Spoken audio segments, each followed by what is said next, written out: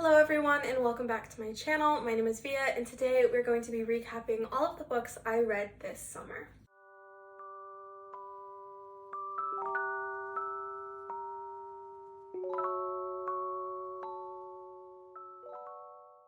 I just want to say pardon my voice during this video. I am getting over a bit of a cold, so my voice is a little bit different and I will probably be coughing well throughout this video.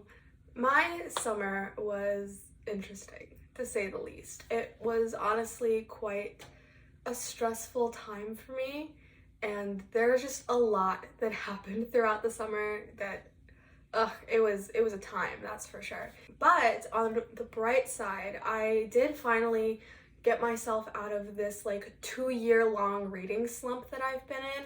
Ever since my senior year of high school, reading was not my top priority for quite a long time, which was weird for me because I've been reading like at least a book a week since I was maybe like 8 years old. And there was just a lot going on. I just didn't have the want or the desire to read. I guess I feel like social media played a really big role in that, and the rise of TikTok over the pandemic and everything. Reading just wasn't something that I really cared to do at the moment, and that's okay. We all fall into these patterns of reading a lot or reading very little or not at all, and that's okay, it happens. But I am very glad that over the summer I was able to get out of that weird in-between period and I started reading again, and I'm happy that I did. I didn't read that many books this summer. I believe I read a total of 16 books.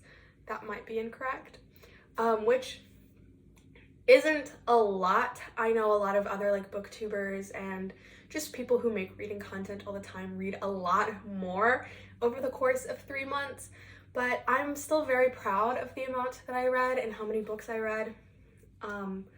It was definitely a step up from not reading at all pretty much for my own pleasure in the last like 2 years. So I'm glad that I did. I'm glad that it all worked out. So let's get into it. We are starting off this video strong with the first book I read this summer being The Ex-Hex by Erin Sterling.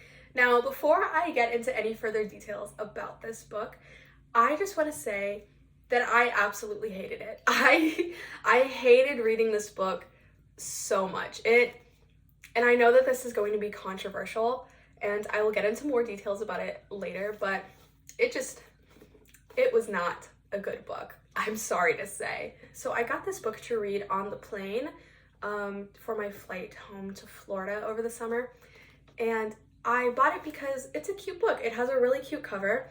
It's a cute concept. It was the tagline that really sold it for me. The tagline of this book is "Never mix vodka and witchcraft," which I'm all about because, for those of you who do not know, I am a practicing pagan. I have been pagan practically my whole life. So witchcraft, right up my alley. I love books about witches and witchcraft that humanize the practice and witches themselves. I think it's just really fun. It tickles my fancy, I suppose you could say. Not to say that I don't like fantasy books about witches and things like that. I just have a soft spot for contemporary witchcraft, I suppose, in the media and in novels. But the concept of this book is that 9 years ago, Reese and Vivian broke up. Vivian, in her drunken, heartbroken stupor, accidentally puts a hex on her ex-boyfriend, and 9 years later, the consequences start rolling in. And it's a really cute concept. I enjoy the concept of this book. I think that the idea is really good. I just don't think it was well executed. To be completely honest with you, I just didn't like this book. And I know I just keep repeating that, but I just genuinely did not like this book. The concept of it is a really cute concept, but again, I just don't think it was well executed. This book just wasn't well written, in my personal opinion, and it just wasn't enjoyable. This book honestly kind of reads like a script. It's mostly dialogue with just little tiny bits of action or description kind of intertwined throughout it. And it bothered me because the book is so much dialogue that it's just so sparse, if that makes sense. It's so sparse in action, in detail, in description.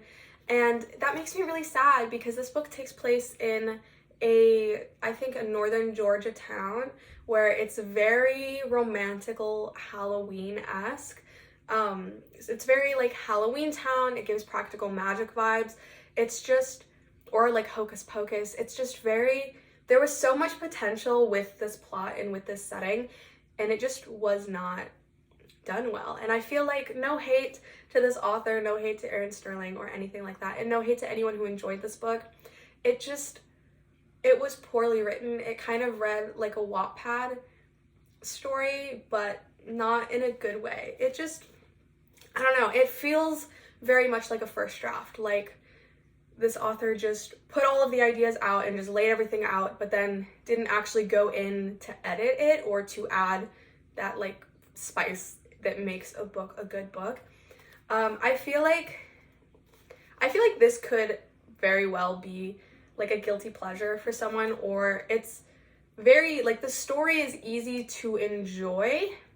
I just didn't like it. I didn't think it was well written. I also just didn't really care for the characters that much.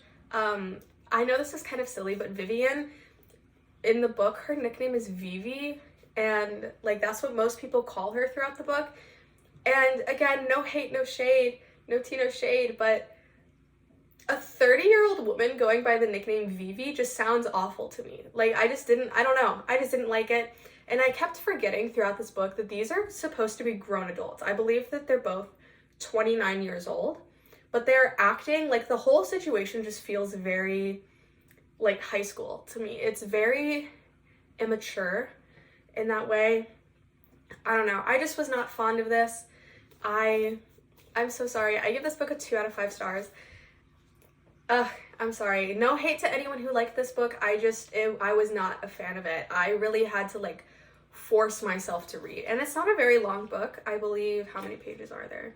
There's 308 pages in this book, and it took me like almost an entire month to finish. I struggled. I had to really force myself to finish this book. I'm not a huge fan of it. But yeah. So that was the XX. Next book that I read this summer was A Good Girl's Guide to Murder by Holly Jackson. Now, it's kind of funny. I actually picked this book as part of a TikTok challenge that my friends and I did. The three of us used the TikTok filter that tells you which YA book you are, and whichever book we got, we had to buy from Barnes & Noble, and mine was A Good Girl's Guide to Murder. And I'm actually so glad that I did that challenge, and I think that I'm gonna do it again at some point, because this is not a book that I probably would have picked up on my own, but I thoroughly enjoyed it. I really, really liked this book. So A Good Girl's Guide to Murder is actually the first book in a trilogy following a high school senior named Pippa Fitz-Amobi, who for her senior capstone project is doing a report on a missing persons case that was solved 5 years ago. And during her project, she realizes that the case may not have actually been solved, and the person responsible for this missing person's disappearance / potential murder may not actually have been the real culprit. And honestly, it was a thrilling book to read. I really enjoyed it. I don't really have that much to say. It was a really good book. It kept me on the edge of my seat, and it was so interesting to go from the XX, which I absolutely hated, to A Good Girl's Guide to Murder that I just loved and I could not put down. I think that the first book of A Good Girl's Guide to Murder is probably my favorite. I think it had the most interesting plot, and the ending was not at all what I expected, and I'm still not sure if I liked the ending particularly or not. I definitely didn't dislike it. It just wasn't the direction that I thought the book was going in. But it was an interesting surprise. I think that the fact that I couldn't guess what was happening is actually a really good thing. But I am still a little bit disappointed that my idea didn't come to fruition. But regardless, this was a fantastic book, and I definitely recommend reading it. Even if you're not a big thriller, mystery, true crime person like I am, it's worth the read for sure. I also read the second and third book in this trilogy. I read the second book being Good Girl, Bad Blood, and the third book being As Good as Dead. I don't have physical copies of those books because I listened to them on Audible, which is a fantastic app, by the way. So I don't have a physical copy for either of those, but I'm still going to talk about them in this video. So in book 2, Good Girl, Bad Blood, we are still following Pippa Fitz-Amobi through the rest of her senior year. She started a podcast recapping the events of her detective work in book 1 and just overall laying out the whole story that was misinterpreted by the police, the missing persons case. Now, it's because of her success in book 1 that someone dear to her comes to her and asks for her help in finding their brother who is missing. And the police aren't listening. Most of the town just isn't listening, and they think that this person isn't actually missing. They've just gone off. So that's what book 2 is a new missing persons case. Book 2 has nothing really to do with book 1. It's a whole new story, which is pretty interesting. And the same goes for book 3. It's a whole new story, a whole new mystery, but it all intertwines, it all interconnects, which I think is actually really interesting. I quite enjoyed book 2. I don't remember a whole lot about it because I listened to it on Audible. So the events haven't quite stuck with me like they did when I read the physical book for A Good Girl's Guide to Murder. But book 2 was pretty good. Book 3, on the other hand, it was not my favorite. This series is really good. It's really enjoyable. I really, really liked it. But the end to the series in book 3, I honestly kind of hated. Like, I hated the way that this series ended, and I can't say any more without giving away the plot. But overall, the series is really good. I do recommend reading it. I personally just hated the way book 3 ended. So the next book in my summer reading list is a book that very quickly became a personal favorite of mine, and that is Ariadne by Jennifer Saint. So for those of you who don't know, Greek mythology is such a big part of my life. I'm an anthropology major in college with the hopes to become an archaeologist or an archivist. I have a very special place in my little academic heart for classics and just Greek myth in general. Also, as a pagan, that's just a given. So going into the story, I was familiar with the myth of Theseus and his slaying of the Minotaur, and I was familiar with Ariadne as a player in that story, but this novel really just shed a whole new light on this character, and I love this book. I love this book so freaking much. So freaking much. Like, I cannot tell you how much I absolutely love this book. So for those of you who do not know the story of Ariadne, Ariadne is one of the princesses of Crete. She is the daughter of King Minos and Queen Pasiphae. One day when King Minos just gets a little too arrogant, the Lord Poseidon, god of the sea, sends some unholy thoughts into the mind of Queen Pasiphae, forcing her to couple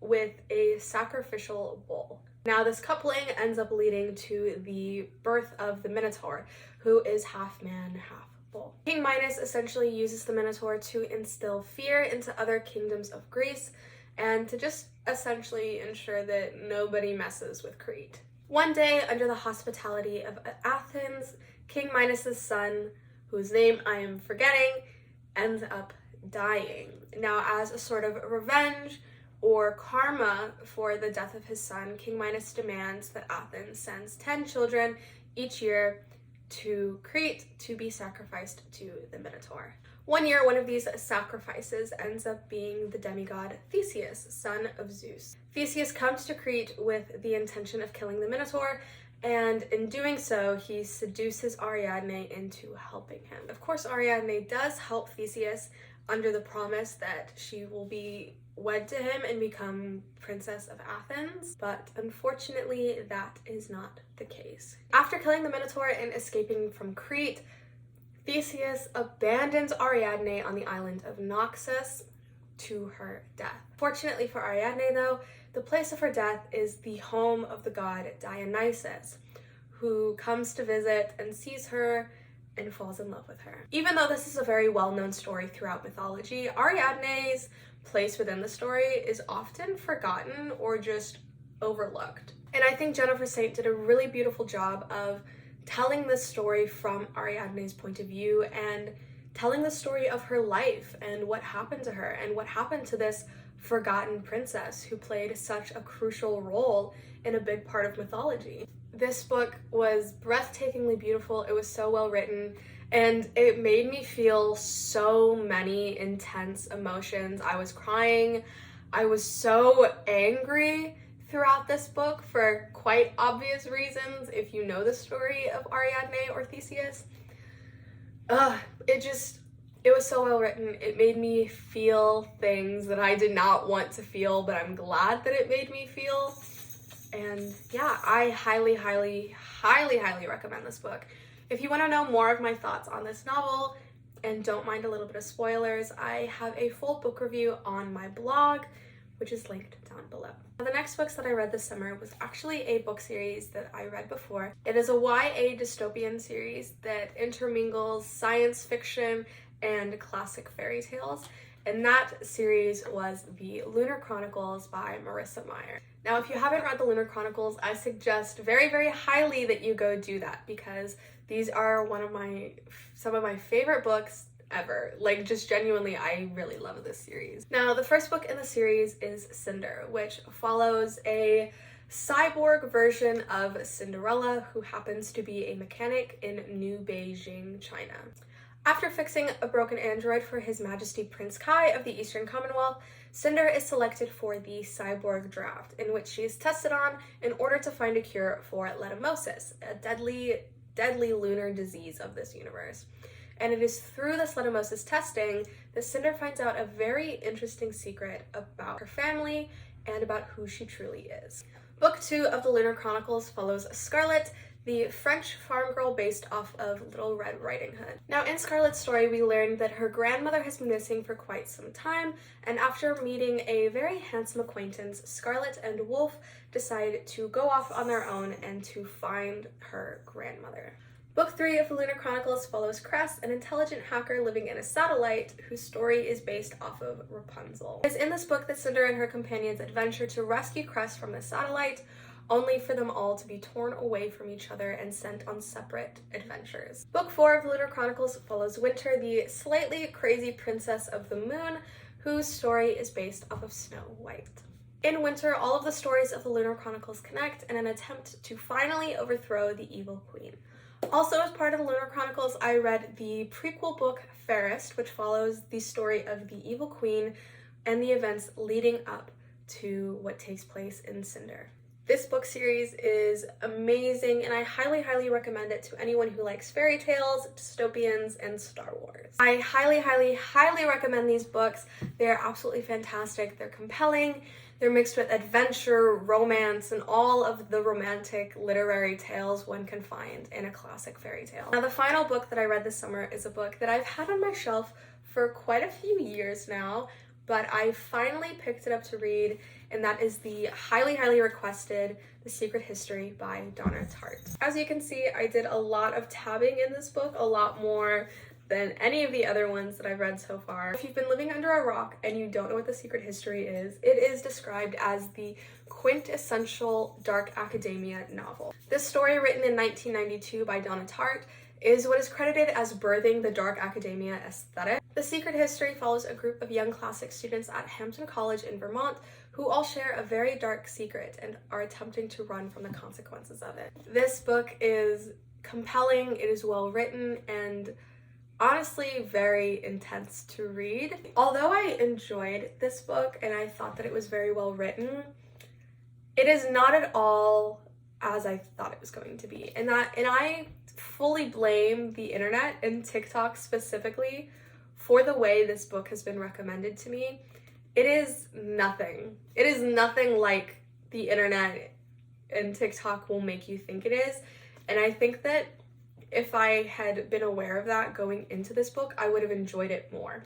So if you're looking to read this book, just beware that the internet lies to you. The internet lies to you. It's a good book and it's worth reading, but the internet lies to you, so be aware of that. Now, I am coming out with a full book talk, discussion, and review of The Secret History on my YouTube channel, so make sure you stay tuned for that if you want to know more of what I think of this. So those were all the books that I read this summer. I am thoroughly impressed for the most part with the collection that I have so far, although the first book started off a little bit on the bad side. I'm glad to have ended up where I did. I'm sure there will be people who don't agree with my thoughts on many of these books, and that's okay. I understand. We're not all going to agree on the same things, but regardless, I still hope that you enjoyed this video, and if you've read any of these books and have any thoughts, whether they are the same as mine or different, I would greatly appreciate if you commented them down below. Let's get some discourse going. Let's get talking. I just like talking about books, and I want to hear your guys' thoughts. If you liked this video, I would appreciate if you guys gave it a thumbs up and go ahead and subscribe for more of my content. I hope you all had a happy summer full of amazing books, and I will see you guys again next time. Bye! So going into this book, I was familiar with... Okay. Hi, honey. Go away, please. Thank you.